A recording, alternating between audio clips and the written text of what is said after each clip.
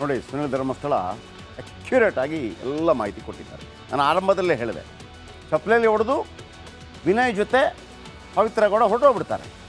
So Pavithra Gowda ಆತ ಕೊಲೆ ಆದಾಗ ಇರೋದಿಲ್ಲ, ಉಳಿದವರೆಲ್ಲ ಹೊಡೆದು ಸಾಯಿಸಿಬಿಡ್ತಾರೆ. ಸತ್ತಾಗ ದರ್ಶನ್ ಇದ್ದರು. ಆ ನಂತರ ವಿಲೇವಾರಿ ಮಾಡೋದ್ರ ಬಗ್ಗೆ, ಸರೆಂಡರ್ ಮಾಡೋದಕ್ಕೆ 30 ಲಕ್ಷದ ಬಗ್ಗೆ ಮೊದಲು ನಾವೇನು ಅಂದ್ಕೊಂಡಿದ್ವಿ, ದರ್ಶನ್ ಹೋಗಿರ್ತಾರೆ ನಂತರ ಹೊಡೆದ್ರು, ಅವ್ರು ಹಂಗೆ ಹೇಳಿರ್ತಾರೆ. ಆದರೆ ದರ್ಶನ್ ಅಲ್ಲೇ ಇರ್ತಾರೆ. ಯಾಕಂದರೆ ದರ್ಶನ್ ಇಲ್ಲದೆ ಇವರು ಹೊಡೆಯೋದಕ್ಕೂ ಸಾಧ್ಯ ಇಲ್ಲ. ಆಮೇಲೆ ಇವರಿಗೆಲ್ಲ ಹೆಂಗಾಗಿತ್ತು ಅಂದರೆ, ಸುತ್ತಮುತ್ತ ಇದ್ದವ್ರಿಗೆ ನೋಡಿ, Darshan as A super star ಒಂದು ಚಿಟಿಕೆ ಹೊಡೆಯೋದ್ರಲ್ಲಿ ಎಲ್ಲ ಕೆಲಸ ಆಗ್ತಾಯಿತ್ತು. ಈಗ ಎಲ್ಲಿಗಾದ್ರೂ ಹೋಗಬೇಕಪ್ಪ, ಒಂದು ಫೋನ್ ಕಾಲ್ ಸಾಕಿತ್ತು ದರ್ಶನ್ಗೆ, ನಮ್ಮ ಹುಡುಗರು ಬರ್ತಾರೆ ಸರ್ ಸ್ವಲ್ಪ, ಅಲ್ಲಿ ಕಮಿಷನರೇ ಬೇಕಿದ್ರೆ ಸೆಕ್ಯೂರಿಟಿಗೆ ಜನ ಹಾಕ್ಬಿಡ್ತಾರೆ. ನೋಡಿ, ಆ ಗೌರವನ ಉಳಿಸ್ಕೋಬೇಕಲ್ಲ, ಸಮಾಜ ಕೊಟ್ಟಿರೋ ಮರ್ಯಾದೆ ಅಲ್ವ ಅದು. ಈ ಹುಡುಗರಿಗೆಲ್ಲ ಸಿಗ್ತಾಯಿತ್ತು. ಯಾವುದಾದ್ರೂ ಅಣ್ಣ ಒಂದು ಬಾರ್ಷ ನಮ್ಮ ಹುಡುಗ, ಈ ಪವನ್ಗೆ ಇವ್ರಿಗೆಲ್ಲ ಧೈರ್ಯ ಇದ್ದದ್ದು ದರ್ಶನ್ದು ಆ ಧೈರ್ಯ. ಆಮೇಲೆ ದರ್ಶನ್ಗೆ ಕೆಪಾಸಿಟಿ ಇತ್ತಲ್ಲ, ಆದರೆ ಯಾವತ್ತೂ ಕೂಡ ಒಳ್ಳೆಯ ಕೆಲಸಗಳಿಗೆ ಮಾತ್ರ ಇನ್ಫ್ಲುಯೆನ್ಸ್ ಆಗೋದು. ಕೆಟ್ಟ ಕೆಲಸ ಮಾಡಿ ಬಂದು ಸಿ ಎಮ್ಗೆ ಹೇಳಿದಾಗ ಸಿ ಎಮ್ ಅದಕ್ಕೆ ಯಾವುದೇ ರೀತಿಯಲ್ಲಿ ಅವರು ಸಹಕಾರ ಕೊಟ್ಟಿಲ್ಲ. ಬಿಡಿ, ಸಹಕಾರ ಕೊಟ್ಟರೆ ಸಮಾಜ ಬಿಡತ್ತಾ, ಮೀಡಿಯಾ ಬಿಡತ್ತಾ? ಬಿಡತ್ತೇನ್ರಿ? ಯಾರನ್ನು ಬಿಡಲ್ಲ, ಬಿಡಬಾರ್ದು. ಸೊ ಆಕೆಗೆ ಫೋನ್ ಮಾಡಿ ದರ್ಶನ್ ಹೇಳ್ತಾರೆ, ನೋಡು ಪೊಲೀಸರು ಬರ್ಬೋದು, ಬಂದರೆ ನನಗೇನು ಗೊತ್ತಿಲ್ಲ ಅಂತ. ಆಗ ಆಕೆ ಗಾಬರಿ ಶುರುವಾಯಿತು. ಇಷ್ಟೆಲ್ಲ ಆಗುತ್ತೆ ಅಂತ ಗೊತ್ತಿರಲಿಲ್ಲ. ಆಮೇಲೆ ಇದ್ದಾನಲ್ಲ, ಯಾರು, ರೇಣುಕಾ ಸ್ವಾಮಿ, ಅವನೇನು ಸಾಚ ಅಲ್ಲ. ನಾವು ಈಗಲೂ ಹೇಳ್ತೇವೆ, ಅವನೇನು ಸಾಚ ಅಲ್ಲ. ಅವನು ಮಾಡಿದ್ದು ಮಹಾ ಅಪರಾಧನೇ.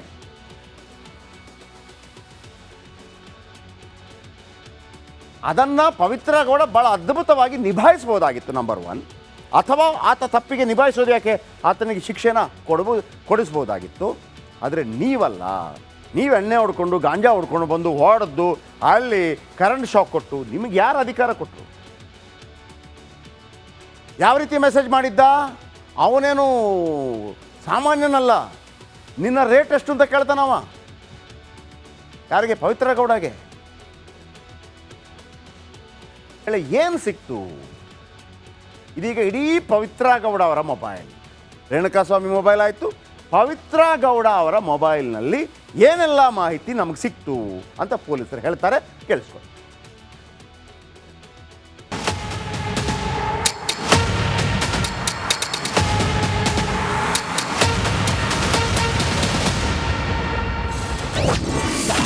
ಪವಿತ್ರ ಗೌಡ ಮೊಬೈಲ್ ಬಗೆದ ಪೊಲೀಸರು.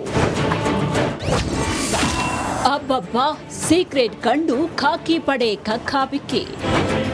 ಪವಿತ್ರ ಗೌಡ ಮೊದಲೇ ರಾಯಲ್ ಲೈಫ್ ನಡೆಸ್ತಾ ಇದ್ದು, ಐಫೋನ್ ಬಳಸ್ತಾ ಇದ್ದ ಕಾಟೇರನ ಸುಂದರಿಯ ಮತ್ತಷ್ಟು ಕಳ್ಳಾಟ ಬಟ ಬಯಲಾಗಿದೆ. ಆಕೆಯ ಮೊಬೈಲ್ ತಡ್ಕಾಡಿದಾಗ ಅಚ್ಚರಿಯ ಮಾಹಿತಿಗಳು ಹೊರಬಿದ್ದಿದೆ. ನಟ ದರ್ಶನ್ ಐಫೋನ್ 15 ಪ್ರೋ ಮೊಬೈಲ್ ಬಳಸ್ತಾ ಇದ್ರೆ, ಪವಿತ್ರ ಗೌಡ ಅದಕ್ಕೂ ಹೈ ಎಂಡ್ ಮೊಬೈಲ್ ಆದ ಐಫೋನ್ 15 ಪ್ರೋ ಮ್ಯಾಕ್ಸ್ ಬಳಸ್ತಾ ಇದ್ಲು. ತನ್ನ ಒಂದು ಸಿಮ್ ಅನ್ನ ಮನೋಜ್ ಹೆಸರಲ್ಲಿ ಖರೀದಿ ಮಾಡಿದ್ಲು. ದರ್ಶನ್ ನಂಬರ್ ಅನ್ನ 300D ಅಂತ ಸೇವ್ ಮಾಡಿದ್ಲು. ಕಾಲ್ ಅಂಡ್ ವಾಟ್ಸ್ಆಪ್ ಮೂಲಕ ಇಬ್ರು ಚಾಟ್ ಮಾಡ್ತಾ ಇದ್ರು. ಸ್ನೇಹಿತೆ ಸಮತಾ ಹೆಸರು ಸ್ಯಾಮ್ ಅಂತ, ಆರೋಪಿ ಪವನ್ ಹೆಸರು ಪವನ್ ನ್ಯೂ ಅಂತ, ನಂದೀಶ್ ಹೆಸರು ನಂದಿ ಪವನ್ ಅಂತ, ಧನ್ರಾಜ್ ಹೆಸರನ್ನ ರಾಜು ಅಂತ, ನಾಗರಾಜ್ ಹೆಸರನ್ನ ನಾಗು ಮೈಸೂರು ಅಂತ ಸೇವ್ ಮಾಡಿದ್ಲು. ಆರೋಪಿ ವಿನಯ್ ಪವಿತ್ರ ನಂಬರ್ ಅನ್ನ ಡಿ ಬಾಸ್ ವೈಫ್ ಅಂತ ಸೇವ್ ಮಾಡಿದ್ದ. ಇನ್ನೊಂದ್ ಕಡೆ ಪವಿತ್ರ ಗೌಡ 3 ಸಿಮ್ ಬಳಸ್ತಾ ಇದ್ಲಂತೆ. ಅವುಗಳಿಗೆ ಪವಿತ್ರಿ ಗೌಡ ಅಂತ ದರ್ಶನ್ ಸೇವ್ ಮಾಡ್ಕೊಂಡಿದ್ದ. ವಿನಯ್ ಜೊತೆ ದರ್ಶನ್ ನಡೆಸಿದ್ದ ವಾಟ್ಸ್ಆಪ್ ಚಾಟ್ ಕೂಡ ಪತ್ತೆಯಾಗಿದೆ. ನಾಗರಾಜ್ ಜೊತೆ ದರ್ಶನ್ ವಾಟ್ಸ್ಆಪ್ ಕಾಲ್ ಸಂಭಾಷಣೆಯೂ ಸಿಕ್ಕಿದೆ. ಜೂನ್ 8ರಿಂದ 11ರವರೆಗೂ 32 ಬಾರಿ ವಾಟ್ಸ್ಆಪ್ ಕಾಲ್ ಮಾಡಲಾಗಿತ್ತು. ಪ್ರದೂಷ್ ಜೊತೆಗೆ 10 ಬಾರಿ ವಾಟ್ಸ್ಆಪ್ ಕಾಲ್ನಲ್ಲಿ ಮಾತುಕತೆ ನಡೆದಿತ್ತು. ಅನುಕುಮಾರ್ ಮೊಬೈಲ್ನಲ್ಲಿ 2 ವಿಡಿಯೋ ಸೇರಿದಂತೆ ಸಾಕಷ್ಟು ಸಂಭಾಷಣೆ ವಿವರ ಪೊಲೀಸರ ಕೈ ಸೇರಿದೆ. ಪವಿತ್ರ ಮೊಬೈಲ್ನಲ್ಲಿ 65 ಫೋಟೋಸ್ ಸೇವ್ ಆಗಿದ್ವು. ಇನ್ಸ್ಟಾಗ್ರಾಂನಲ್ಲಿ ಮಾಡಿದ್ದ ಮೆಸೇಜ್ಗಳ 17 ಸ್ಕ್ರೀನ್ ಶಾಟ್ ತೆಗೆದಿದ್ರು. ರೇಣುಕಾಸ್ವಾಮಿ ಕಳಿಸಿದ್ದ 20 ಅಶ್ಲೀಲ ಮೆಸೇಜ್ ಸಿಕ್ಕಿದೆ.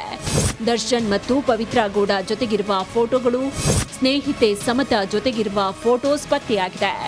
ವಿನಯ್ ಮೊಬೈಲ್ನಲ್ಲಿ 10 ಫೋಟೋಗಳು ರಿಟ್ರೀವ್ ಆಗಿದ್ದು, ರೇಣುಕಾನನ್ನ ಚಿತ್ರದುರ್ಗದಲ್ಲಿ ಹಿಂಬಾಲಿಸಿ ತೆಗೆದ ಫೋಟೋಗಳು, ಪಟ್ಟಣಗೆರೆ ಶೆಡ್ಗೆ ಕರೆತಂದ ಫೋಟೋ, ಹಲ್ಲೆ ನಡೆಸಿರುವ ಫೋಟೋ, ಶವವನ್ನ ಸುಮ್ನಹಳ್ಳಿ ರಾಜಕಾಲುವೆಗೆ ಬಿಸಾಕಿದ ಫೋಟೋಗಳು ಸಿಕ್ಕಿವೆ.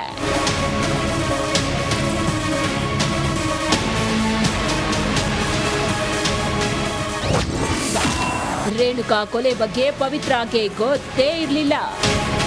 ಕೊಲೆ ಬಳಿಕ ಪವಿತ್ರಾಗೆ ದರ್ಶನ್ ಫೋನ್ ಮಾಡಿದ್ದ. ಪೊಲೀಸರು ಬಂದು ಏನಾದ್ರೂ ಕೇಳಿದ್ರೆ ಏನು ಗೊತ್ತಿಲ್ಲ ಅಂತ ಹೇಳು, ಅದನ್ನ ಬಿಟ್ಟು ಬೇರೆ ಏನು ಹೇಳ್ಬೇಡ ಅಂತ ಹೇಳಿ ಫೋನ್ ಕಟ್ ಮಾಡಿದ್ದ. ಆಗ ಪವಿತ್ರ ಗಾಬರಿ ಬಿದ್ದು ಪವನ್ ಬಳಿ ವಿಚಾರಿಸ್ತಾಳೆ. ಆಗ ಪವನ್ ಏನಿಲ್ಲ, ನೀವು ಸುಮ್ಮನೆ ಇರಿ ಅಂತ ಹೇಳಿದ್ನಂತೆ. ಅದಕ್ಕೆ ಪವಿತ್ರ ಕೂಗಾಡಿ ಜೋರು ಮಾಡಿರ್ತಾಳೆ. ಆಗ ರೇಣುಕಾಸ್ವಾಮಿ ಕೊಲೆ ಮಾಡಿ ಬಾಡಿ ಎಸ್ತು ಬಂದಿರುವ ಬಗ್ಗೆ ಪವನ್ ಹೇಳಿದ್ನಂತೆ. Sunil Dharmasthala, crime bureau, republic Kannada. ಇನ್ನು ರೇಣುಕಾಸ್ವಾಮಿಯೇ ಚಾಟ್ ಮಾಡ್ತಾ ಇದ್ದಾನೆ ಅಂತ ಯಾರಿಗೂ ಗೊತ್ತಿರಲಿಲ್ಲ. ಸ್ವತಃ ಪವಿತ್ರ ಗೌಡಗೂ ಕೂಡ ಈತನ ಪರಿಚಯ ಇರಲಿಲ್ಲ. ಗೌತಮನ ಹೆಸರಲ್ಲಿ ರೇಣುಕಾಸ್ವಾಮಿ ಚಾಟ್ ಮಾಡ್ತಾ ಇದ್ದದ್ದು.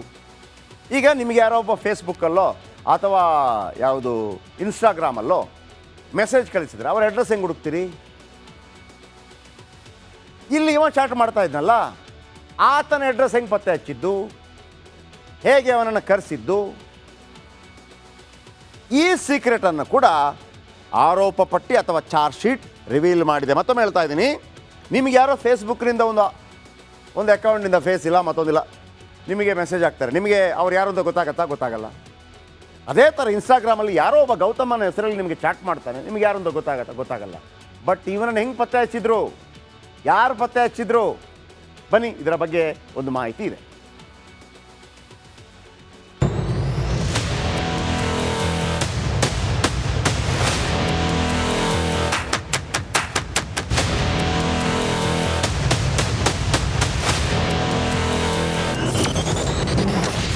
ಅವನು ಗೌತಮ್ ಅಲ್ಲ, ರೇಣುಕಾಸ್ವಾಮಿ.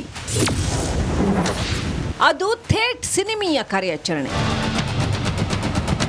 ರೇಣುಕಾಸ್ವಾಮಿ ಕೊಲೆ ಕೇಸ್ನ ಚಾರ್ಜ್ ಶೀಟ್ ಇದೀಗ ನಟ ದರ್ಶನ್ ಅಂಡ್ ಗ್ಯಾಂಗ್ ಕ್ರೌರ್ಯದ ಕಥೆ ಹೇಳ್ತಾ ಇದೆ.